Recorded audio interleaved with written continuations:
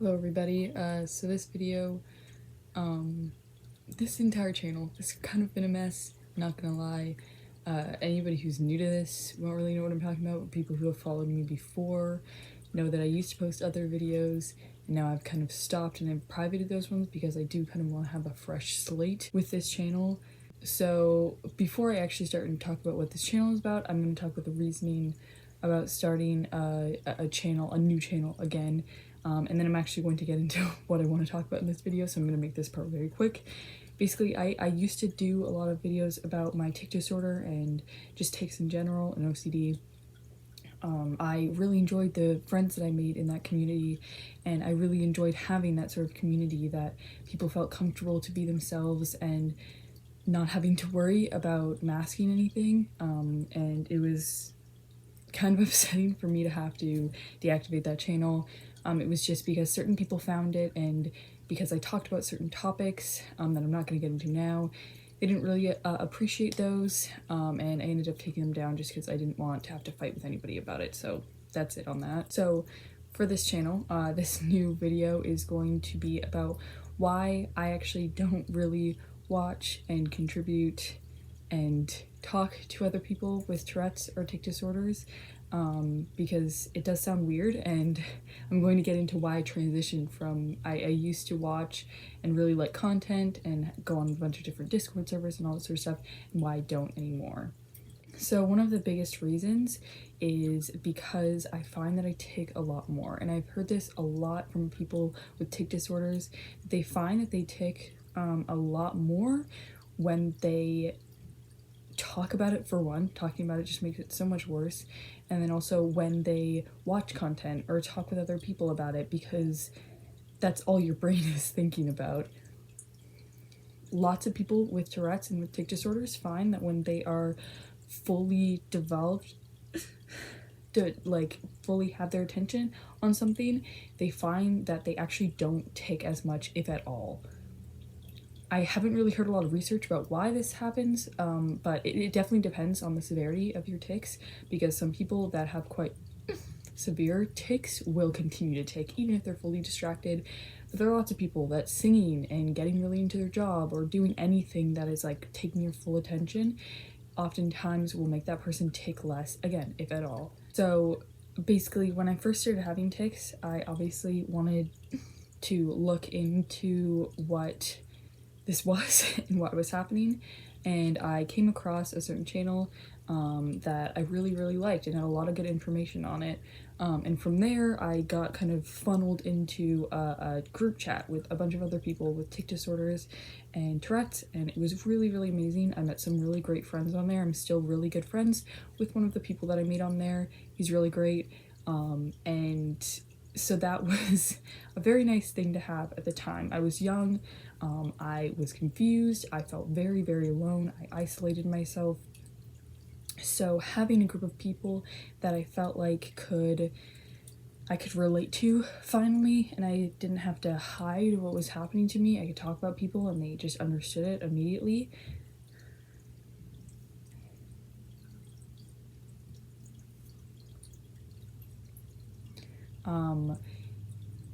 It was really amazing, and it was something that I needed at the time. I was in a very bad place, and so I needed that feeling of normalcy, of like, I don't feel like a freak. That continued on, watching videos, being a part of different Discord group chats, Skyping with people, video chatting with people. It was really amazing. Like, honestly, even though that was a time when my tics were really severe, I found that it was one of the most fun times, because I was surrounded by these people that didn't care what I did or anything like that. It was just this time where you could just have fun, and you weren't caring about suppressing your tics. You just let everything fly, and you could feel like you could laugh about it because, you know, all these other people got it. So if you had a really funny vocal tic, you didn't have to feel like, oh, that was really weird. Everybody just laughs about it, we move on, it's great. This is pretty much the equivalent, I would feel like, to somebody who goes to like a camp. I didn't go to any camps just because I don't have any near me, but I did feel like this was probably quite similar to what camp feels like, that you're just surrounded by people who understand what's happening. And so that feeling, like, I can't even explain it. You really don't understand that feeling unless you do find a group of people. This doesn't even just have to apply to people with tic disorders. This can really be for anybody, because really, like anything, if you're into a certain type of game that may be a little bit more unique and other people don't know about, but when you find somebody who has the same niche as you, or has the same hobby as you, or same disorder as you, you instantly just feel so at ease with that person, because they know, they understand. And so these groups were really, really helpful for me. But again, my tics were quite bad. And I actually talked to my good friend that I'm still friends with, that I met through these groups, and both me and him have agreed that we would redo it again, even though our tics are really bad, because of the experience. But now it's quite hard for me to get back into that sort of stuff, because as much as I do love the community still, and I find a lot of comfort with talking with people, and just being able to fully just let myself go, it's difficult. How I'm ticking now is really not how much I usually tick. I have quite mild tics, and usually when I'm at, like, say at work or doing something like that, I tend to be able to kind of relax a little bit. But once I start watching videos and once I start talking about it a lot, it tends to get worse, and then it just kind of builds off of each other. So once I start ticking and it gets really bad, then it just keeps going and keeps going and keeps going. So I guess it's a big thing of why I've stopped, because I had this good period of life where I had quite mild symptoms, and it was really nice. And yeah, there were times that I had tic attacks still, but I felt like I had a little bit more control over myself. So when I felt myself slipping back, it was really scary, and I didn't really know what to do about it. I mean, there's always been this debate of like, I feel like there's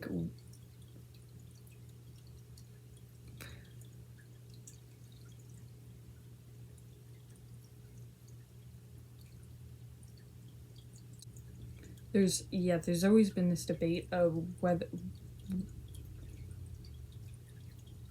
what whether it's worth it to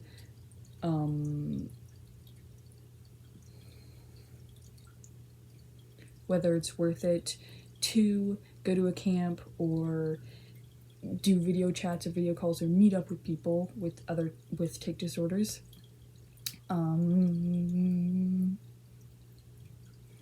because you have to weigh out the consequences of that. I know that, like, even on certain camp websites, they'll have like a disclaimer for parents and guardians that, like, hey, your child may come back with tics that they did not have before, tics that are a little bit more intense than they've had before.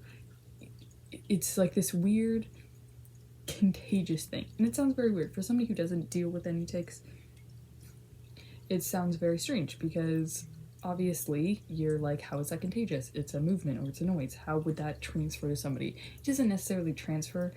How I would explain it is, say you hear somebody tick something, or you see somebody do a certain tick, your brain looks at that and goes, hey, that looks like it would be really fun. And it tries it out. You may just copy them right after they've done it, or it may come back a couple days after. And you try it, and either your brain goes, that was amazing, we're gonna keep that one, or it goes, meh, and throws it away. Which, again, sounds kind of weird, but that's how I kind of explain what happens in my brain, at least. Obviously, that's a very personified way of saying it in my brain, but I haven't really seen a lot of, like, scientific research about why it happens, but you hear it everywhere. In camps, kids will pick up like, there's usually like one big tic that happens that everybody picks up in these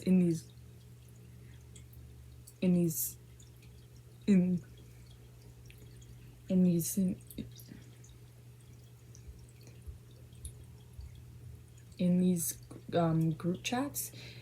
There would be usually tics, whether that be physical tics or or motor tics, or whether they would be verbal tics that everybody would pick up, or even ones that would kind of create a domino effect.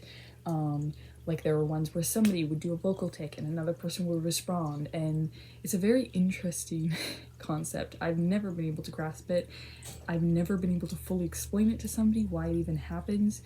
It's a very instant, just like all tics. You don't really think about it. It just kind of happens. So it's very strange.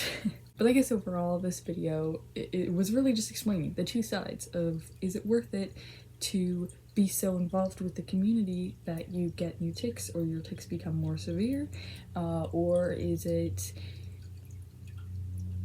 maybe a little bit better to be kind of like 1 foot in, 1 foot out, just so that you can kind of take a break if you need to. Both sides are completely valid. If you don't want to connect with other people with tic disorders because you know that it makes it worse, that's completely valid. I totally understand that. If you want to really delve in deep, even though you know that it'll make your tics worse, I understand. It's completely worth it. I still, you know, every couple months I'm like, I miss talking to people about this. I feel like I need to just, you know, talk with everybody. So I end up will go to a Discord voice chat and talk with some people, and it's always very nice. So really, either side, I completely get it. I just wanted to share my opinions. Oh my god. I did not think that my tics were gonna be this bad this video. This is not usually how bad they are, but talking about things really does not help, so it's just a good thing to put out there. Disclaimer, talking about it makes it worse. I also just want to put a little thing. Talking about it does make it so much worse, and I don't think people understand it. Lots of people will say, you know, I had this kid in my class come up to the front of the class and say that they had Tourette's, so they had a tic disorder, just to let everybody know, and I never noticed some tic until they told us, or until they did that. Because for one, there's a lot of suppression that goes on with the entire community. Everybody feels like they need to suppress. Hello.